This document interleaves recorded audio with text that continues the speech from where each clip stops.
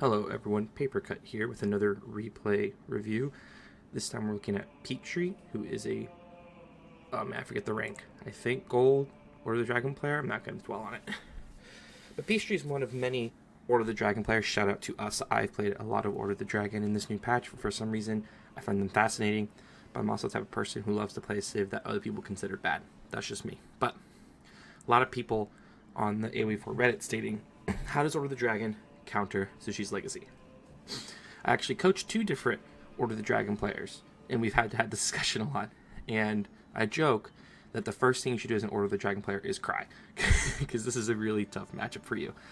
Stuff for a lot of reasons. Zushi's Legacy is just considered one of the best civs right now in the game by many pros, by many non-pros. Its eco is really good. It can mass units really quickly. It can do any sort of play style pretty easily. While Order of the Dragon, you have to move. Your movements have to be precise. And what I mean by that is you have no margin for error. Your units are so expensive, so you need to make the right units. Your eco is slow, so you need to make the right eco decisions quickly. And why I think Order of the Dragon is a much better civ than people give it credit for. You have to play it so precisely and so well and so carefully. So against Zushi's Legacy, I kind of see you have two tactics here as Order of the Dragon. Especially on a smaller map like this, where you can get to the opponent quickly. A Dark Age Rush is really good. That's because your goal is you never let Zushi Legacy kind of rev up, per se. So what you would do is you would start with 2 on food, 3 on wood. You would build, when the first villager pops out, they build a barracks, they build a house, and then when you make a spearman and get 100 wood, you rush a spearman and a villager over, and you tower their gold, and you push them off gold. And then you kind of need to go dangerously all in. So your scout needs to run over and check where's the backup gold, and you need to send another spearman to that backup gold, and then you rush feudal, and then it's about just keeping them boxed in. And even then, there's a good chance it doesn't work. Your other option is you have to play a very defensive matchup where you basically kind of rush castle. You still make a few units. My suggestion would be men-at-arms with the Golden Caress, so you do mine work, and you play very defensive. You get a tower up on the gold. You keep building men-at-arms. And whenever the Zushi player tries to push in, you attack the rams basically with your men-at-arms, or charge the Zugnu with your men-at-arms to buy time for your villagers to burn the rams down. And then you go castle, and you need to get like gilded knights basically to harass the Zushi player, or a lot of horsemen. And while you're doing that, you're grabbing relics and you're trying to go imp. And then when you get imp, you get down the Palace of Swabia, which you can get pretty cheaply. And then you survive till you can pump in a lot of villagers. And you see why that's difficult, right? It's a lot of defending. It's a lot of tightrope walking on making just enough units to survive, but still keeping eco to age up. Because your Imperial is really, really good. You can get Dragon Hand Cannoneers. Your Palace of Swabia will get you villager numbers, which will match the villagers of the other player, and your villagers are better. And that's where you can really shine. But man, is it hard to get there. So when we talk about skill level, your best bet is probably Dark Age Rush, in my opinion. But if you can get to castle and get a few Mangonels and then do like Men-at-Arm Mangonel, that's a really good bet for you too. But you have to play defensive, and you have to really use your base and your defenses to watch after that, and then get a raid in every once in a while. So that's my philosophy as Order of the Dragon playing against Zushi's Legacy. But in general, as Order of the Dragon, you have to scout really well, and you have to react quickly when your opponent does, because your counters as Order of the Dragon are very, very good. But you have to make those counters, and you have to make them quickly. You can't overmake a unit because they're so expensive. If you make too much of a unit and they counter it, it's really hard to come back from that. Okay, so let's actually get into the game now that I've done my little theory session there. Let's go and go. Dark Age Rush, nice. So you drop it instantly, and then you make a spearman. So here's the problem with this. I would rather do a slower but more impactful Dark Age Rush. And what I mean by that is you actually, and you're rallying to the wood, so I assume you're going to get a tower eventually. So my guess is you're going to run in, push them off, burn this down, and then get a tower. Let me see how this works, because my tendency is I don't move out. I macro to get the tower and the spearman at the same time. And that feels a little bit better to me, because you still have to get a house, and then another, so that's 40 more for the house, and another 100 for the tower. And for me, I'd rather have the villagers do all that first, which is much more efficient, and then put the stuff down. So I do, as I said, 3 on wood, 2 on food. I rally a third to food. When I get enough wood to build everything, so I have enough wood for, I build the house, I build the barracks, and then I build And then I have the 100 for the tower. I build all that, make the spearman, and we go. But also make sure you keep enough on food that you can maintain villager supply. I'm on reveal map, that's my bad. So to do a Dark Age Rush, you do have to do a little bit different of a scouting, because I'm usually big on, like, you'd scout and go around. It's really important that you scout, and then you also check around the base, because you have to see where his other gold is. But that's why you kind of have to lock in and build a second spearman. Like, you need a second spearman so he can't get on the other gold. And you can't chase in. Yeah. You have to be careful. But you need it so the scout can't stand still. So that's the biggest thing. You have to do a full circle around his base so you know exactly where every possible gold mine is. Because look, he's already going to the second one. Boom. If you had scouted that, you could have sent him over here and stopped it. But you got to make a second spearman as quick as possible. Because that spearman, and that's why I like the tower, because the tower cuts off one and allows your spearman to roam. But if you're not going to go tower, you need to just keep making spearmen, basically. You need to put a spearman here. Because his goal is going to be at one point, he's going to get wood, and he's just going to rush up a tower. So you have to get enough spearmen to negate that. And also check your other golds, because you also need to cover this one too, basically. Or have your scout over here. Because if you don't do that, like, you need to delay him enough that you get to feudal first, and you have an advantage on that. Okay, then you catch it. But at the same time, you can't sacrifice your sheep gathering ability. So you gotta do a. It would have been nice if you had done that circle immediately and then cut back, because he's right now gathering sheep over here. Get the second spearman out. Awesome. Rotate him over. Beautiful. Oh! Don't lose the scout. Nice, but no. So I actually don't think it was worth it.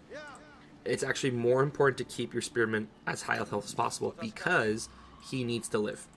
Like, he needs to be strong enough that if he gets rushed by a bunch of villagers, he doesn't die instantly. And so I think it'd been worth it letting that villager get away, then, because the value of your spearman is so high right now. Good. So he's still gonna get the amount needed because they have tax and it's a cheaper age up. So it is what it is, but. Is a good delay. You see it going up, you have to rush feudal yourself at this point. But you are. This is a strong opening macro. Now, the reason I like to do a tower is, once again, the tower won't give you vision, so it kind of scouts for you. It also negates one and allows you then to roam around the others. You gotta check this one. Okay. I wouldn't leave it, I'd stay on it. You have to delay him getting a tower, siege. Nice. A mine up as much as possible. So what are you going up with? Okay. Big debate on the Aachen versus mine work. I am not big on the Aachen chapel. The reason being, 10% doesn't feel like a lot. 10% doesn't feel like a lot. And oftentimes, when you're getting pushed, one, they can push you off the Aachen. And two, I find myself struggling to have the wood to build a blacksmith. Like, I'm using wood for so much of it. I'm using wood for a tower. I'm using wood to make archers. I'm using wood to build more production. I'm using wood to build other things. It's like, it's hard for me to get the wood down for the blacksmith. And then the blacksmith technologies feel so expensive, but they're so needed. So mine work, to me, in these cases where, like, you're really pressuring feudal, or you're going to be defending, and you really have to have the top tier units. On top of, the mine work has the golden caress for the men-at-arms and the better Langshanets. It feels worth it to me to go mine work, and I know there's gonna be people who disagree with me on that, but from my many plays, I feel like Aachen is only useful if you really want to rush second TC. But man, I love having the cheaper military upgrades, because if you think about playing into your Civ strengths, the Order of the Dragon strengths in oh, you're doing the boar. Okay, do the boar. That's fine. You're gonna go take the berries. I'm like, bro. But as I was saying, you need to amp your advantage as much as possible. One of the advantages is strong men at arms. No, make sure they go on the board. Okay. Don't lose the villager. Nice micro. Okay.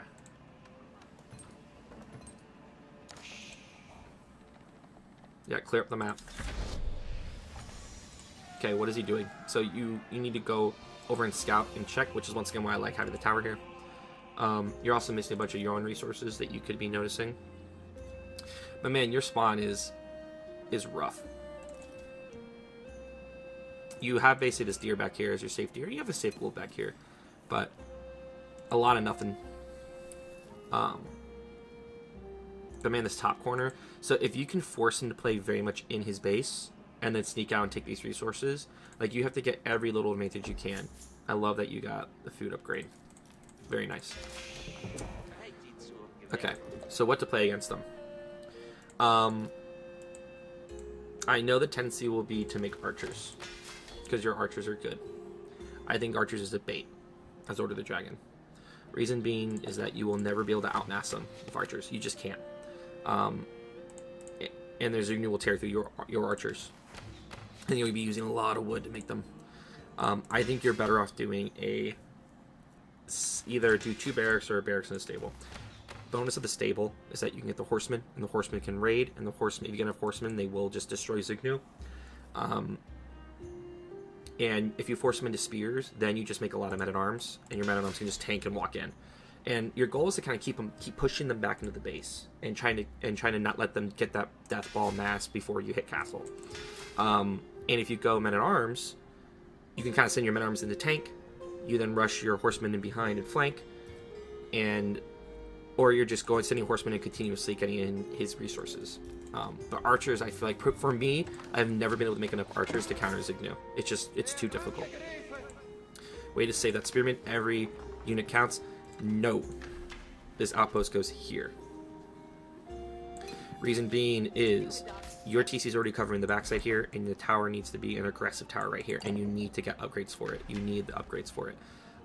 Because if they're going to push you, you have to do the little ram dancer in the tower. And the ram dance is when he pushes you with the tower and you have the emplacements, you shoot the Zugnu back and they have to walk back, and then you rush it with your military units, and the second the Zugnu start walking back up, you then run away, so then the tower shoots the Zugnu, and it's the slow little work down. And you need the tower to have the emplacements, and you need it to have the upgrade for the stone to make it really, really chunky. Yeah. And you want to put it in the front so your villagers can keep getting gold while that's all happening. This is too far back. I would put it to the side of the front. Because realistically, actually, military will be in it, not villagers. Or villagers would be in it, but you need to be able to pop the villagers out and quickly kill the tower. Because at this range, he could walk Zugnu in and keep picking out villagers, which is really frustrating. But you need to get stone. And if you don't need to keep someone on stone, what I would do is you would walk 3 villagers off gold and just do 1 round of stone gather and then put them in. But I feel like you're trying to rush good. You need that. I feel like you're trying to rush castle, which is the right move. I would really stop with this amount of units. Because the fear is at this point you're going to get outmassed. Also, why scouting and responding is really important. You saw him go Zugnu. Where's your scout right now? So at this point, if your scout sees he's only going Zugnu, and this is why I'm big on getting 1 of each production building. If you drop another, if you had a stable and you notice he's going all in on Zugnu, you could just make horsemen and then rush castle, and that's good enough. And then he has to then put down a barracks and start making spearmen. That buys you time to go castle. I'm telling you, the margins on this are so thin. It's so thin. And notice this right now. You have made 2 archers, and that's all you can afford because they're 100 wood a pop, and you have to spend wood on so many other things, right? Like 100 wood is wood revits. He's just pumping Zugnu because they're so cheap to him. 30, 30, 30, 20. That's 80 resources. That's 160 resources. So he can get 2 Zugnu for every 1 of your gilded archers, and it's just not going to work for you. You're just not going to get enough. I've tried. It doesn't feel good. I do like having the spearman stay here, because at one point he will run out of resources. And that's another thing. The horseman can catch him when he goes to resources. Here's another thing that the Aachen wants to make you do. It makes you want to drop these farms. And here's the key thing about playing against Zugnu. Their one weakness is that they're super slow. So they're less likely to go check your resources. They're more likely to just like push you.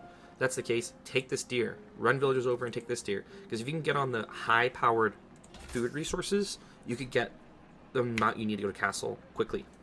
On top of that, look how many villages you have to have on wood to produce longbow, gilded archers regularly.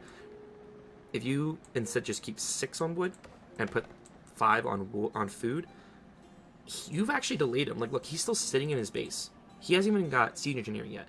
You've bought your time. This is actually when you should have been hitting castle by now. You could have hit castle at this moment, but you overinvested in units and overinvested in the wrong units when you could be castle already. And in scouting that, you would see he's still sitting here. He's taking time. Instead of these archers, if you had a few horsemen that delays it, too, you could have then run a horseman around the back here and made him chase you. You then wall and wall and wall, once again slow, and force him to go through something. But you should be going castle right now. Instead, you're baited into making farms, and you have way too much on wood. This is a bad move. See? And he knows now this is what you have. He was also kind of playing the dark here. I don't think he was scouting you at all. Yeah, he's doing the same thing. His scout is still sitting by his base. So you actually played your hand a little bit, and this might make him more aggressive. I'm surprised he's not walking out. But he has the printer going now. Look at this. Look how many Zugno he's putting in here. And he still has resources. You actually have pretty even incomes per minute right now, which is impressive. But you just can't produce as much as him. And see, notice this. Since you have so many on wood, you are almost ready to go to castle with gold, but you don't have the food to do it. You should be on these power food resources right now. And also you need wheelbarrow. You desperately need wheelbarrow. One, so your villagers can go out on these resources quickly, and two, you gather way more and helps all your villagers. But this boar, he let you get on this boar, and this boar powers you to get to castle. Because you get so much food out of it. But you sticking here and building too many units, it's going to kill you. You building too many units and not going castle, and you getting and not upgrading your tower are going to be a big issue for you. Because look at this. You've made him run down here. That's such a waste of time. But you're doing what he wants you to do, which is to stick in feudal. See, look at that. Look at that. He had a group of a solid 18 shoot at this early men-at-arms, and he's fine. That's why I'm saying, like, just mass men-at-arms and some horsemen, and wait and go castle. Because if he pushes you, those men-at-arms buy you enough time. But this push is actually going to kill you. Yep, because now he's going to chase you back. He's not? Is he waiting for... What is he waiting for? He might... He wanted... Okay. I don't know about that. I thought he was waiting to get siege engineering. I think he's just being super passive. But this should have been used to your advantage once again. You gotta go castle. What's this tower doing? Towers need to be on the outside, not next to TC. TC was protecting himself. That tower here, that would have been better.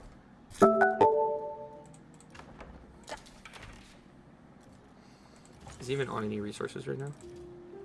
No, he's still cleaning up sheep. But I'm going to repeat myself. The biggest issue right here is that you're not going castle. You are not meant to fight him in feudal. You're meant to fight him in castle. And basically, your fight in castle is to delay him to get... Is to get Mackinac and delay him and get relics. And then you delay him and get to imp.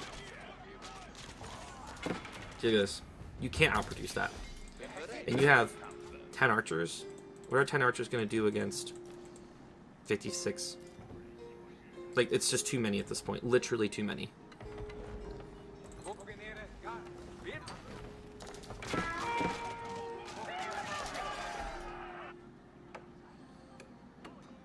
Even if you mass horsemen this entire time, they'd still lose just because the amount they have. Like, you need a breaker at this point. Yeah, it's game over at this point.